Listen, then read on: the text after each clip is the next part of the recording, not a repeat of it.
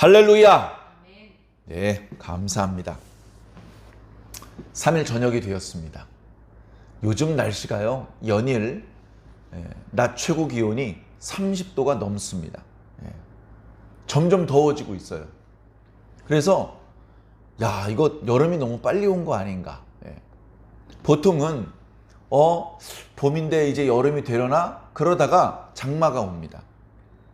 그래서 장마가 끝나면 이제 본격적으로 무더위가 시작되는 그런 게 일반적이었거든요. 그런데 지금은 벌써 장마 끝나고 무더위가 시작된 것 같아요. 그래서 요즘도 낮 최고 기온이 30도가 넘는데 장마가 지나가고 나면 35도, 40도가 되는 거 아닌가, 그런 걱정이 벌써부터 듭니다.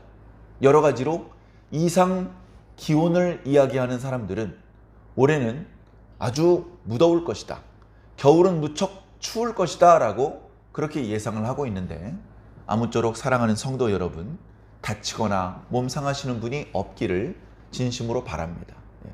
그래서 우리가 지혜롭게 살아야죠. 아무래도 너무 덥다 보면, 아무래도 너무 춥다 보면 조금 몸과 마음이 움츠러들기 쉬운데, 우리가 또 마땅히 해야 될 일은 또 해야죠. 그래서 지혜롭게 처신을 하면서 살아주시기를 또한 새삼 부탁드립니다. 오늘 우리가 사무엘상 말씀 24장을 묵상을 하는데요. 저는 이 사무엘상 24장 말씀 전후로 다윗이 도망 다니는 그런 시간 아니겠습니까? 상당히 긴 말씀입니다. 22장부터 사무엘하 1장까지 계속되는 다윗의 도피 생활입니다. 그 10여 년에 걸친 다윗의 도피 생활을 성경에 자세히 기록한 데는 그만한 이유가 있는 것입니다. 우리가 최근에 새벽 예배 때 베드로 전서 말씀을 묵상을 했습니다. 그리고서 어저께부터 베드로 후서 말씀 묵상을 시작했는데요. 베드로 전서 말씀에 보면 성도들이 예수 그리스도를 믿고 선을 행하는데도 불구하고 세상에서는 그것을 미워하고 해하려는 사람들이 많이 있다. 우리가 악을 행함으로 고난받는다면 그게 무슨 대단한 일이겠느냐. 그러나 선을 행하고도 고난을 받는 상황들이 많이 있다. 잘못한 것이 없는데도 고난을 당하고 다녀야 되는 그런 상황이 발생될 수도 있다. 그런 상황이 되면 이거 뭐야? 좀 잘못 돌아간 거 아니야? 내가 혹시 범죄한 거 아닐까? 하나님이 내 기도를 안 들어주고 계신 거 아닐까? 뭐가 좀 일이 잘못 돌아간 거 아닐까? 우리는 그렇게 의아하게 생각할 수 있습니다. 세속적인 가치관으로 보면 이것은 말도 안 되는 일이거든요. 그러나 영적으로 보면 이상한 일 당하는 것이 아닙니다. 너무나 자연스럽고 너무나 당연한 일인 것이죠. 죄악으로 관영한 이 세상에서 의인들이 선을 행하는데도 불구하고 고난을 당하는 것은 어제 오늘의 일이 아니었습니다. 지금 이 세상은 하나님의 창조 질서가 100% 작동되는 시대가 아닙니다. 매우 불의하고 매우 부조리한 상태가 지속되고 있는 것이죠. 영원히 지속되지는 않을 것입니다.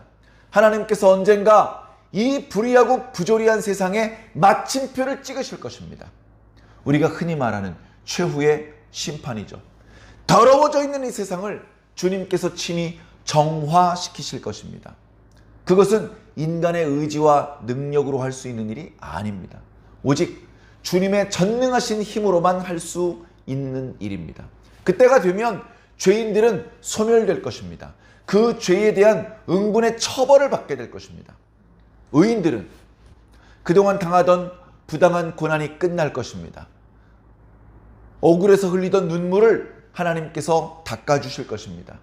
그리고 우리가 기대하고 예상했던 것보다 더 크고 아름다운 보상을 하나님께서 해 주실 것입니다.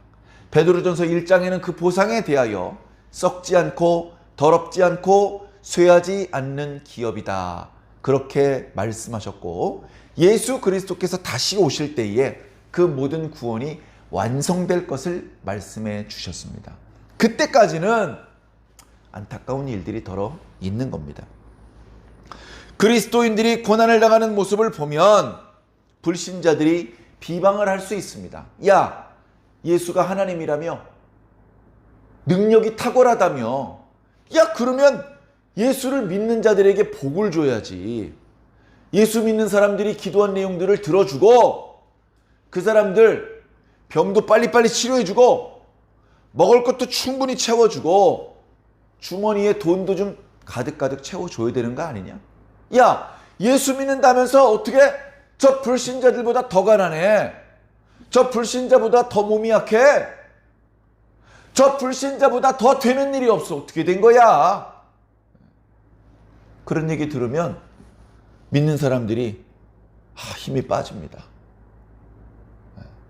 그러나 흔들리지 마십시오. 우리는 우리의 기분을 상대방이, 그것도 불신자가 결정하도록 내버려 두어서는 안 됩니다. 잘 알지도 못하는 사람이 함부로 말하든지 말든지 나는 그 사람들의 얼굴, 그 사람들의 목소리를 보고 듣는 것이 아니라 난 오직 예수 그리스도의 얼굴만 보고 그분의 음성만을 귀 기울여 듣는다.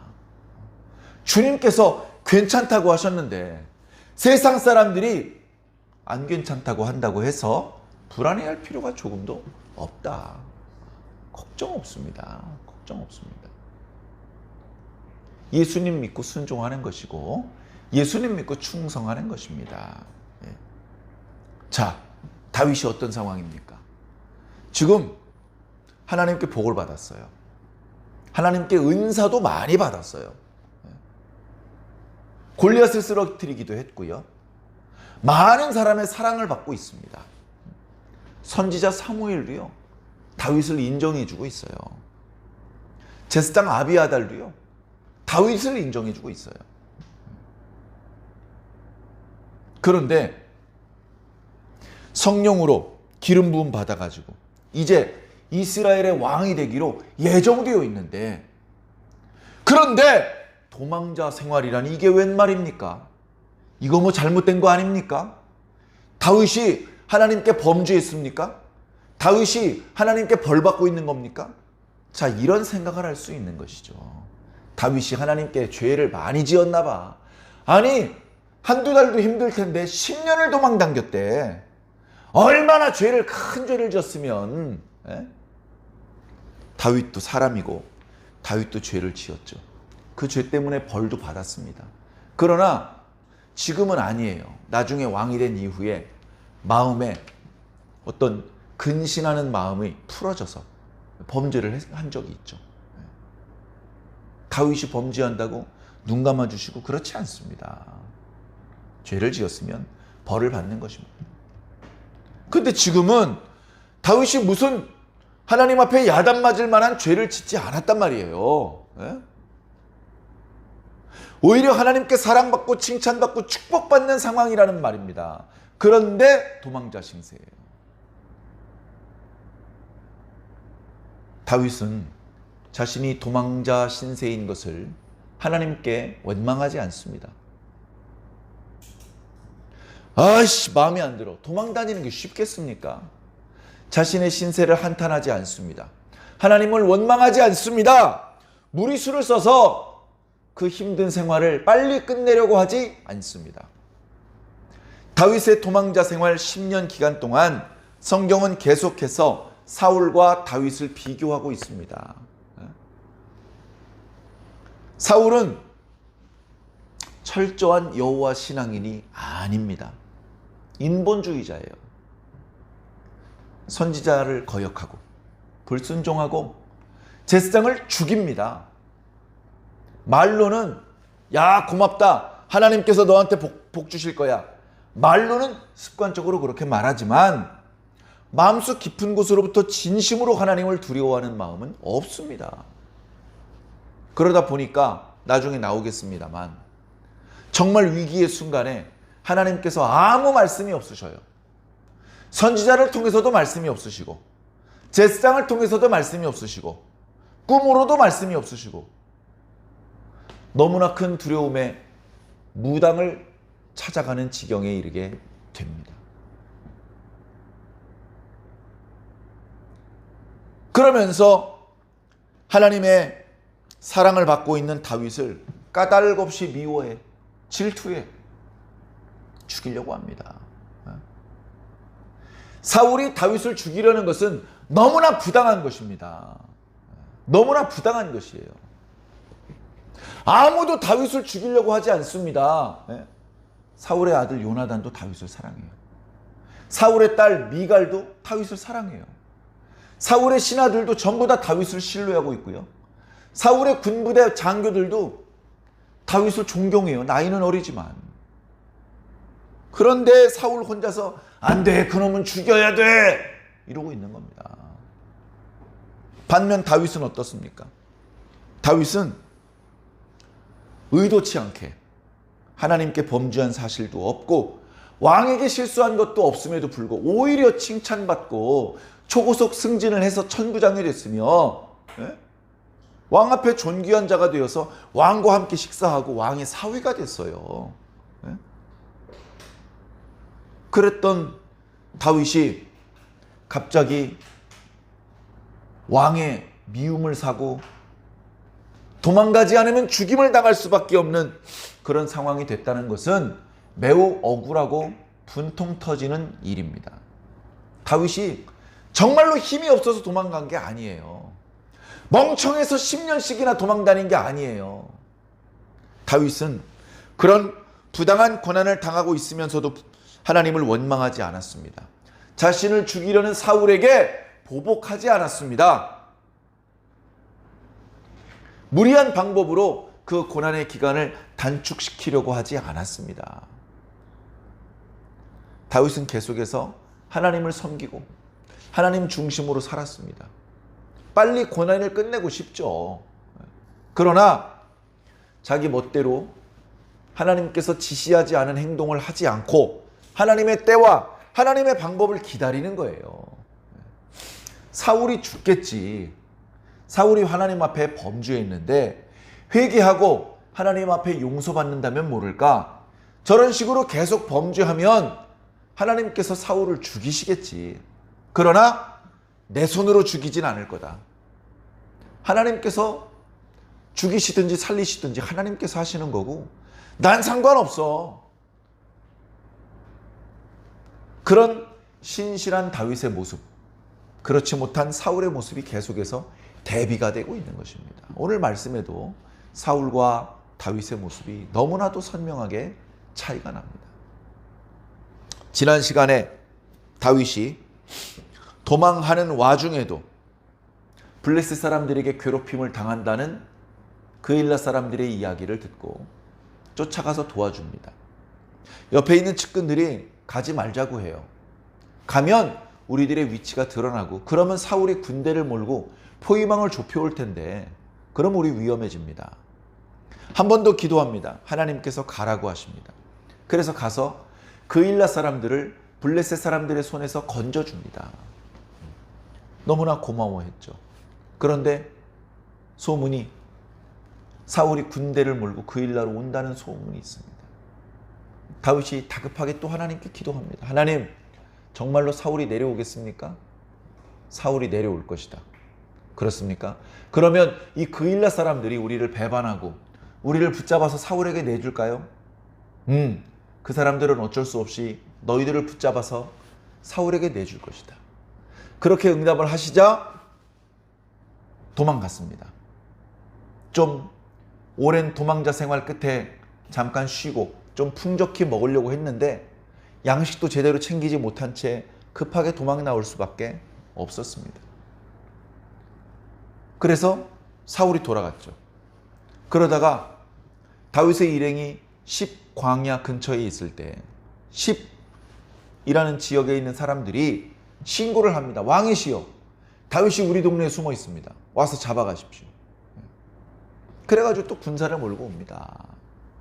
그래 정말 이번에는 도망가지 못하고 붙잡히거나 치열하게 교전을 할 수도 있는 상황이었습니다. 얼마나 마음속으로 기도했겠습니까? 그때 한 전령이 와서 블레셋이 침노했습니다. 빨리 군사를 데리고 그쪽으로 가서 블레셋 사람들을 막아주십시오. 그래가지고 다윗과 사울이 부딪히지 않게 됐던 것이죠. 오늘 말씀은 그 직후입니다. 사울이 블레셋 사람들을 쫓아내고 다시 다윗을 잡으려고 그래요. 사람들이 말합니다. 다윗 일행이 엔게디 광야에 있습니다. 엔게디 광야. 엔게디란 말은 이제 염소의 샘이란 뜻인데, 엔게디 광야에 있습니다. 이 엔게디가요, 제가 지도를 한번 보니까 사해에 붙어 있어요. 사해. 자, 여기 갈릴리 바다가 있고 요단강이 쭉 흘러 내려오다가 사해 바다가 있지 않습니까? 근데 다윗이 이쪽을 이렇게 막 도망 다니는데 지금 엔게디 여기 있는 거예요. 여기. 그리고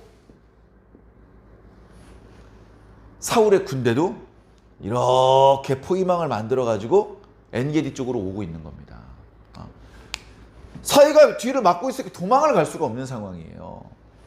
그래가지고 숨었습니다. 이쪽 사해 바다 주변에는요, 천연적으로 굴이 많아요. 사람의 손으로 파지 않은 굴. 그 토지의 특성상 비가 올 때에 이렇게 부분적으로 침식이 돼서 안쪽에 굴이 많이 있다고 합니다. 우리가 잘 아는 사해 사본, 구약 성경의 사본들 중에서 항아리에 사본을 담아가지고 이 사해에 있는 굴에다 넣어놔요. 넣어놓고 그 바깥쪽을 진흙으로 막아놓습니다. 그럼 밖에서는 거기 굴이 있었는지 그 안쪽에 뭐 깊은지 얕은지 뭐 모릅니다. 그러다가 시간이 많이 흘러서 그 지역 목동들, 꼬맹이들이 거기서 돌멩이를 던지면서 장난을 치는데 그 동굴 속으로 돌멩이를 던졌더니 항아리 깨지는 소리가 난 거예요.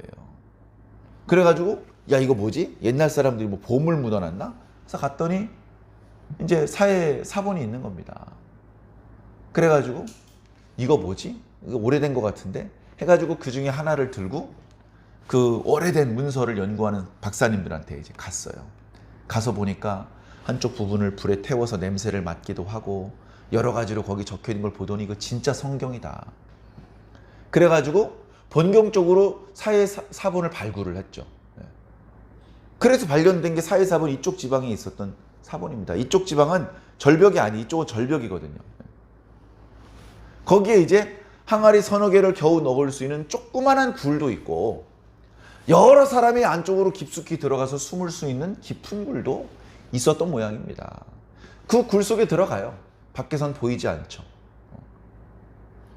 걸리면 어쩔 수 없다. 그렇게 체념을 하고 안쪽 깊숙하게 들어가서 소리를 내지 않고 사울이 지나가기를 기다리는 것이죠.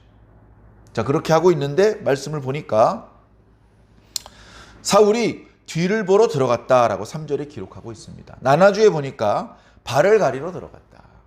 이제 구약 성경의 표현입니다. 발을 가리러 들어갔다라는 표현은 크게 두 가지 의미가 있어요. 첫 번째는 낮잠 자러 들어갔다. 낮에 덥잖아요. 그러니까 그늘에만 들어가도 선선합니다. 습도가 높지 않기 때문에 그런 곳에서 자기 쫄병들은 보초 세워놓고 자기는 이렇게 코를 골면서 낮잠을 자는 것이죠. 길게도 안 잡니다. 뭐 길어봤자 1시간 정도 자고 일어나서 개운하게 가자, 그런 상황일 수도 있고, 또 다른 의미에서 발을 가린다는 뜻은 대변을 보는 겁니다. 대변. 옷이, 옛날 사람들 옷이 막 펄럭펄럭 하잖아요. 그러니까 사람들 보이지 않는 곳에 들어가서 옷을 옆에 바위에다 이렇게 걸쳐놓고 그리고 옷을 훌렁 까가지고 볼일을 보는 것이죠. 그거를 부하 병사들이 있는 데서 할 수는 없습니다. 저 쫄병은 아무 데서나 할지 몰라도 왕이 그럴 수는 없잖아요. 그래가지고 속이 불편한데 어디 볼일 볼 데가 없나 찾았는데 마침 굴이 있으니까 나 저 볼일 좀 보러 갔다 올 테니까 지키고 있어라. 예! 그리고서는 이제 사울이 들어간 겁니다. 너무 깊숙이 들어가면 어둡고 잘 안 보이고 뭐 잘못하면 실족할 수도 있기 때문에 그렇게 깊이 들어가지 않았을 것입니다. 그 굴 안쪽 깊숙한 곳에 다윗의 사람들이 있었던 것이죠. 다윗의 사람들이 그 모습을 봅니다. 사울은 들리지 않을 정도로 작은 목소리로 다윗에게 얘기를 한 것이죠. 하나님께서 왕의 원수를 다윗의 원수를 다윗의 손에 붙인다고 하시더니 오늘이 바로 그날입니다. 당신의 원수를 죽이소서. 다윗이 칼을 들고 사울에게 다가갑니다. 다가가는데 죽이질 않아요. 그 옆에 걸쳐놓은 겉옷 모서리 옷자락을 베입니다. 옷자락을 날카로운 칼로 조금 베어요. 조금 베. 살짝 베고 다시 돌아가다 보니까 누가 지나갔는지 사울 왕은 모릅니다. 그리고 어디가 베어졌는지 잘 모릅니다. 시원하다 해가지고 옷 입고 나간 거예요. 자, 다윗은 왜 사울을 죽이지 않았을까요? 미워하는 마음도 인간적으로 있지 않았을까요? 자, 큰 인물이 될 사람은 이런 소소한 미워하는 마음 때문에 버럭 소리를 지르고 욕을 하고 때리고 죽이고 하지 않습니다. 그럼 큰일을 할 수가 없어요.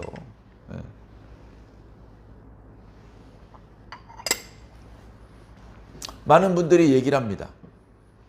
다윗은 지혜로운 사람이라서 사울을 죽이지 않았다.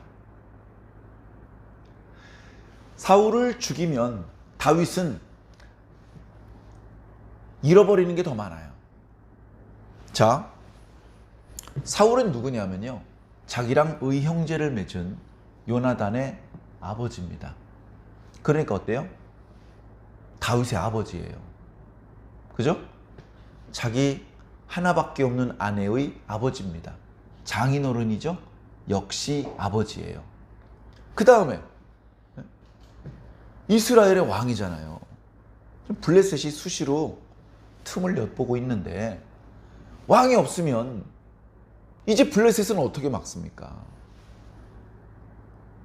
그냥 물컥한다고 사울을 죽여버리고, 힘이 없어서 안 죽인 게 아니라니까요. 기회가 없어서 못 죽인 게 아닙니다. 죽일 수 있었는데 안 죽인 거예요. 자, 그 다음에 이런 것도 있습니다. 다윗이 사울을 죽여버렸어요. 소문이 나겠죠? 다윗이 사울을 죽였더라, 이 나쁜 놈! 그래가지고요, 이제 이스라엘 사람들은 다윗을 더 이상 신뢰하지 않게 됩니다. 다윗을 미워하게 되고 다윗을 두려워하게 됩니다. 그래가지고는 큰일을 할 수가 없는 거예요. 그리고 핵심적인 것, 가장 중요한 건 뭐죠? 종교적인 이유입니다. 사울은 지금 여러 가지로 실정을 하고 있지만, 그러나 그 사람이 출발은 하나님께서 기름 부어서, 그래서 왕이 되신 분이야. 하나님께서 기름을 부으셨기 때문에 죽이셔도 하나님께서 죽이시는 거지 내가 죽이는 게 아니야. 나는 그를 죽이지 않을 거야. 그리고 나와 함께한 용사들 중에서는 아무도 사울 왕을 해쳐서는 안 된다, 분명하게 못을 박은 것입니다. 그런 줄도 모르고 사울은 볼일 다 보고 나갑니다. 사울이 꽤 멀리 떨어졌어요. 그 굴 안에 있던 용사들이 무사히 빠져나갑니다. 안전한 곳에 이르러서 사울을 불러요. 사울이 금방 쳐들어올 수 없는 골짜기를 사이에 두고 다윗이 사울 왕을 부릅니다. 근데 다윗이 참 보면요, 야 사울아, 이 가소로운 녀석아, 내가 너를 죽이려면 언제든지 죽일 수 있었다, 이렇게 말한 게 아닙니다. 벌써 말투가 그 사람의 인격을 나타내주고 있어요. 다윗이 뭐라고 말합니까? 내 주여, 내 아버지여, 이렇게 부릅니다.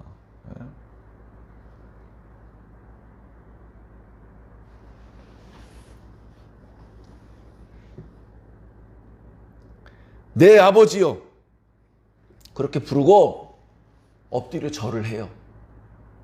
활을 쏘거나 창을 던지면 안 되니까 좀 거리가 떨어졌지만 큰 소리로 외치는 다윗의 소리가 또렷이 들립니다. 그리고 멀찍이 서 있긴 하지만 엎드려서 절하는 게 똑똑히 보여요. 사울만 본 게 아닙니다. 사울과 함께 나와 있던 군사 3,000명 중에서도 많은 사람이 그런 다윗의 모습을 보고 다윗의 말을 들은 것입니다. 그리고서 다윗이 말합니다. 왕이시여 어찌하여 다윗이 사울을 해칠 것이라고 말하는 사람들의 말을 믿으십니까? 이렇게 말하는 사람이 누가 있었죠? 한 명도 없었습니다. 사울을 제외하고는 모두 다윗을 사랑하는 사람들이에요. 다윗을 모함하지 않습니다. 그런데 다윗이 사울의 체면을 세워주는 체면. 왜 저를 죽이려고 하십니까? 라고 하지 않고 못된 놈, 잘 알지도 못하는 그런 신하의 그런 어리석은 신하가 한 명 있는데 그놈 때문에 이 사달이 일어난 것뿐이다. 왕이 잘못한 건 아니다. 왕은 그 신하의 말을 믿어준 것, 그게 다다. 왕의 실수가 있다는 체면 처리해 준 겁니다. 그러면서 이제 이 얘기를 하는 것이죠. 여호와께서 오늘 왕의 생명을 저한테 맡기셨지만 저는 왕을 해치지 않았습니다. 왜냐? 왕께서는 여호와께서 기름 부으신 자이시기 때문에 그렇습니다. 제 곁에 있는 사람들 중에서 왕을 죽이라 그렇게 말하는 사람도 있었습니다. 그러나 저는 왕을 죽이지 않았습니다. 여기 이 옷자락을 보시옵소서. 조금 전 왕이 굴에 들어왔을 때에 제가 왕의 겉옷자락을 칼로 베었습니다. 왕을 베지 않고 옷자락만 베었습니다. 그러나 왕을 해치지 않았습니다. 이로써 저에게 악한 의도가 없다는 것이 명백하게 드러났습니다. 제가 왕을 죽이고 왕위를 빼앗으려는 그런 반역자라면 이런 기회에 못쓸 짓을 저지르지 않았겠습니까? 그러나 저는 그렇게 하지 않았습니다. 왕이시여 오해하지 마시옵소서. 악인에게서 악한 행동이 나온다고 했는데 저는 왕을 해치지 않았습니다. 하나님께서 의로운 재판장이 되셔서 저와 왕을 심판해 주셨으면 좋겠습니다. 혹시 하나님께서 왕에게 보복을 하실진 몰라도 저는 절대 왕을 해치지 않을 것입니다. 시편에 이런 말씀 많죠. 하나님 도와주시옵소서. 빨리 살려주지 않으시면 저 이러다 죽습니다. 하나님 저는 결백합니다. 하나님 이 사건을 하나님께서 담당하여 주시옵소서. 하나님께서 공정하게 재판해 주시어서 제가 죄가 없다는 것을 밝혀 주시옵소서. 이 시편에 그런 찬양이, 그런 기도가 얼마나 많이 있습니까? 지금 바로 이런 대목이죠. 예의와 그런가 하면 논리를 갖추어서 말한 다윗의 말이 끝나자 사울이 이야기를 시작합니다. 뭐라고 합니까? 내 아들 다윗아. 친아들은 아니죠. 그러나 아들이나 마찬가지죠. 나이도 거의 40살 차이가 나고. 소리 높여 울었다라고 표현하고 있습니다. 사울이 자신의 어리석음을 뉘우치고 회개하는 것이죠. 그런데 일시적인 회개일 뿐입니다. 뒤에 보면 또 똑같은 짓을 합니다. 그러나 이 순간에는 뭔가 부끄러웠고 뭔가 미안했던 것 같습니다. 그러면서 말합니다. 나는 너를 학대했지만 너는 나를 이렇게 선대하는구나. 네가 나를 죽일 기회가 있었는데도 불구하고 나를 죽이지 않았구나. 만약에 네가 나를 원수로 생각했다면 죽였을 것이다. 그러나 네가 나를 원수로 생각하지 않고 있구나. 네가 오늘 선을 행하였으니 하나님께서 너에게 선으로 갚아주시기를 원하노라. 거기다가 20절 중요한 말도 합니다. 20절.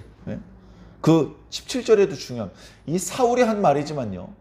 잠깐 아주 중요한 말을 합니다. 17절엔 이런 말을 하죠. 너는 나보다 의롭도다. 20절에 나는 네가 반드시 왕이 될 것이라는 것을 안다. 어떻게 알아요?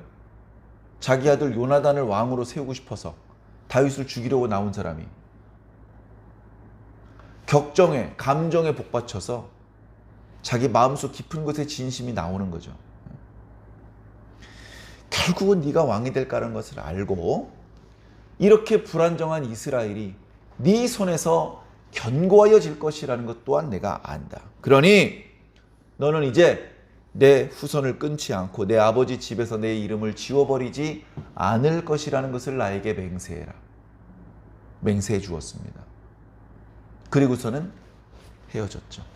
더 이상 해치고 공격하고 포위하고 죽이려고 하지 않고 사울은 자기 집으로 돌아갔고 병사들도 다 집으로 돌려보냈고 다윗과 그의 용사들은 요새로 올라갔다. 그렇게 말씀하시는 것으로 오늘 말씀이 이제 마무리가 됩니다. 자, 간략하게 우리가 유념해서 보아야 될 부분을 한번 살펴보겠습니다. 다윗이요. 다윗은 사울을 죽일 기회가 있었는데 죽이지 않았습니다. 원칙대로 했어요. 원칙이 뭐죠? 하나님께서 기름 부으신 자를 다른 사람이 함부로 해치면 하나님께 저주를 받아요. 하나님께 기름 부음 받은 사람이 너무나 범죄를 많이 해서 죽어야 될 상황이라면 하나님께서 직접 죽이십니다. 그 사람이 나를 괴롭히고 내가 너무 오랫동안 괴롭기 때문에 이 괴로운 기간을 단축시킬 욕심으로 내가 칼을 빼서 그를 죽이면 정당한 것 같지만 영적으로는 결코 올바른 행동이 아닙니다. 그런데 다윗은요, 진심이에요. 진심. 무슨 뜻이냐 하면 하나님의 저주가 두려워서 확 죽여버리고 싶은데 할 수 없이 살려준 게 아닙니다. 다윗은 진심으로 사울을 안타깝게 생각을 해요. 미워하는 마음보다 안타깝게 생각을 한다고요. 하나님의 기름 부은 받은 사람으로 인정을 하는 거예요. 진정으로 아버지라고 생각을 하고 진정으로 나의 주, 진정으로 이스라엘의 왕이라고 생각을 하는 것이죠. 공경하는 척 연기를 하고 연극을 하는 것이 아니라 진정으로 절을 하고 있는 것입니다. 자, 두 번째, 예절 봐라요. 예절. 여러분, 내용이 중요하거든요. 내용. 영어 시험을 봅니다. 주관식 문제에 영어 단어를 써야 되는데 글씨체가 너무 삐뚤빼뚤이야. 너무 안 이쁘게 썼는데 그래도 알아는 볼만해. 잘 찾아보면 철자가 어떤 건지 정도는 알아볼 수 있어.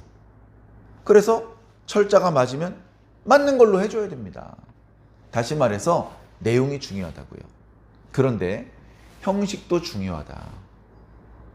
형식도.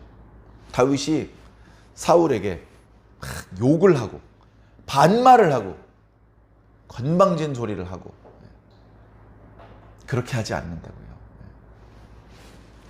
절부터 해요. 절. 사울에게 내 주 사울 왕이시여. 사울이 이쪽을 쳐다보니까 절을 한다고요. 절. 그리고 말 한마디 한마디 극존칭을 쓰는 겁니다. 내 주여, 어찌하여 어리석은 사람들의 말을 귀담아 들으십니까? 왕의 잘못이 아니라고 저는 믿습니다. 상대방의 체면을 세워주고 상대방을 존중해주고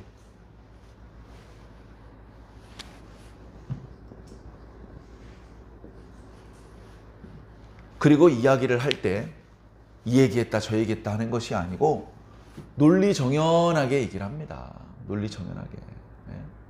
논리정연하게.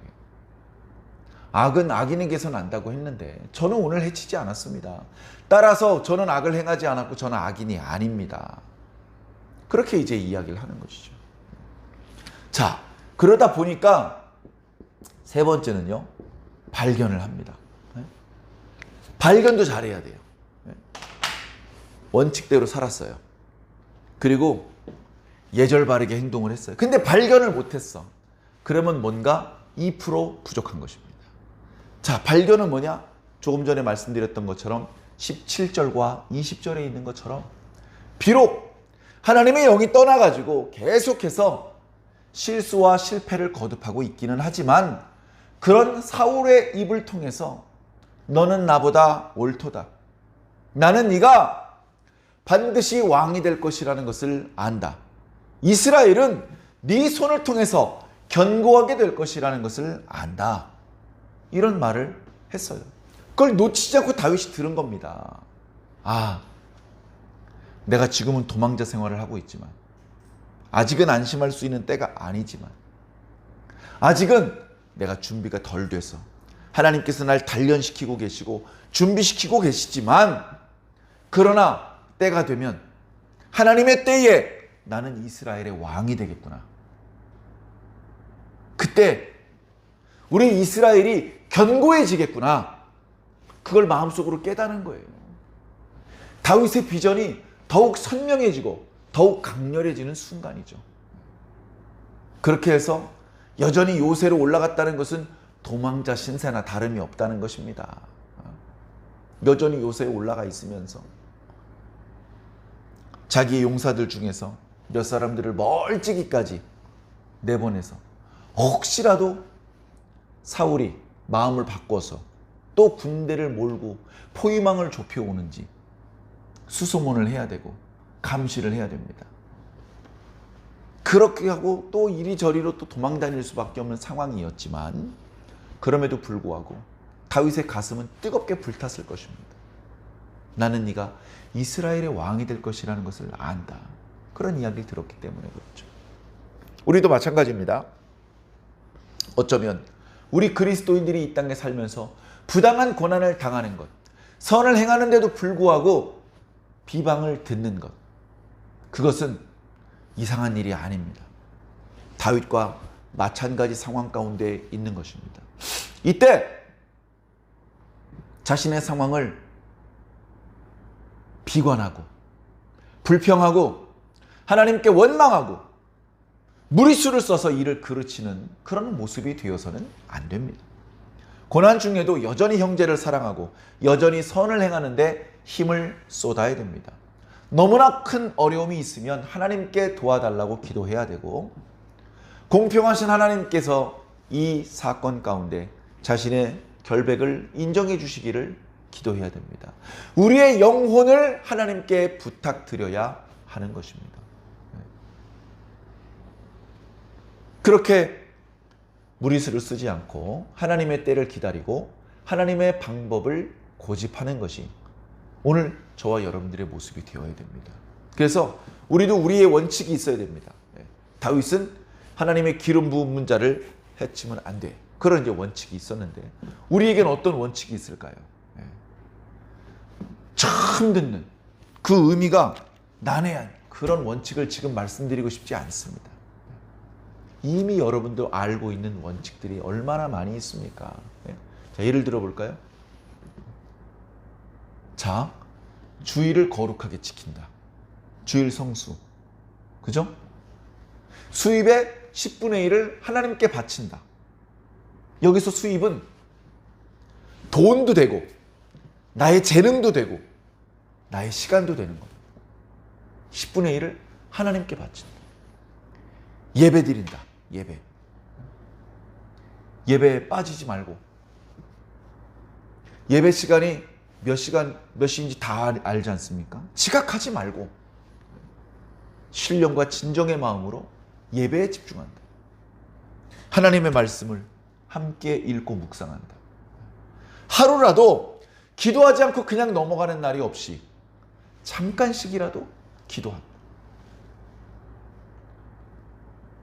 그 밖에도 많이 있습니다만 우리가 원칙으로 지키고 살아야 될 것들입니다.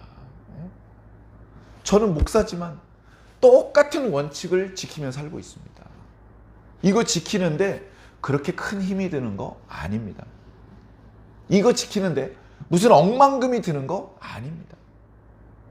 잘 지키면 오히려 여러분 건강해지십니다. 몸과 마음과 영혼이 건강해지고 너무 큰 어려움 당하기 전에 하나님께서 건져주시는 은혜를 입을 수 있고, 우리에게 필요한 것들을 요구하기 전에 공급받는 체험을 하실 수도 있을 것입니다. 우리 시대에는 우리에게 맞는 원칙이 있어요. 진심으로 마지못해서 이거 마음에 안 드는데 할 수 없어, 이거 해야 된대, 그렇게 의미도 알지 못한 채 진심을 실지 못하고 신용만 하는 것은 하나님을 기쁘시게 할 수 없습니다. 진심이 담겨져 있지 않으면 지속적으로 할 수가 없는 것입니다. 두 번째, 우리는 예절이 필요해요. 예절. 말하는 것, 생각하는 것부터 말과 행동에 이르기까지 겸손하게 상대방을 존중하는 그런 형식으로 말하고 행동할 수 있어야 됩니다. 이 세상에 우리가 무시해도 되는 사람은 단 한 명도 없습니다. 돈 없는 사람, 나이 어린 사람 무시해도 됩니까? 이 세상에 무시당해도 되는 사람은 단 한 명도 없다는 것을 꼭 기억해 주십시오. 우리 모두가 그런 마음을 가지고 살 때 나도 존중받을 수 있는 것입니다. 절하고 인사하고 존댓말 써주십시오. 어린 사람한테도 존댓말 써주면 좋아해요. 나보다 나이가 많은 게 확실하지만 반말하면 기분 나빠요. 어린애들도. 존댓말 써주세요. 돈 듭니까? 별로 안 힘들어요. 습관이 되시면 좋을 것 같습니다. 그리고서 자신을 향하신 하나님의 뜻을 발견하는 겁니다. 예배드리다 발견하고, 기도하다 발견하고, 성경 읽다 발견하고. 이것이 훈련이 되면 TV 뉴스 보다가, 영화 보다가, 친구랑 얘기하다가 하나님의 뜻을 발견할 수 있습니다. 내가 지금 잘 가고 있구나. 아하, 내가 지금 한눈 팔고 있구나. 하나님께서 나 정신 차리라고 하시는구나. 이런 것들을 느낍니다. 하나님께서 살아계신 것을 느끼고 하나님께서 실시간으로 나와 소통하기를 원하신다는 것을 깨닫게 됩니다. 잘하고 있어도 신나고 잘 못하고 있어도 감사한 그런 하나님과의 소통을 체험해 보시기를 부탁을 드립니다. 우리 그리스도인들이 이렇게 하나님과 우리 사이에 바른 원칙을 지켜야 되고 진심을 다해야 됩니다. 우리는 예절 바르게 행동해야 됩니다. 그 마음속에 착한 마음과 겸손한 마음이 있어야 합니다. 그리고 우리가 예배를 드릴 때, 그리고 일상을 살 때 하나님께서는 전능하시기 때문에 여러 가지 방법으로 우리들에게 당신의 뜻을 보여주실 수 있는데 그것을 놓치지 않고 발견할 수 있는 그런 저와 여러분들이 모두 되시기를 예수님 이름으로 간절히 축원합니다.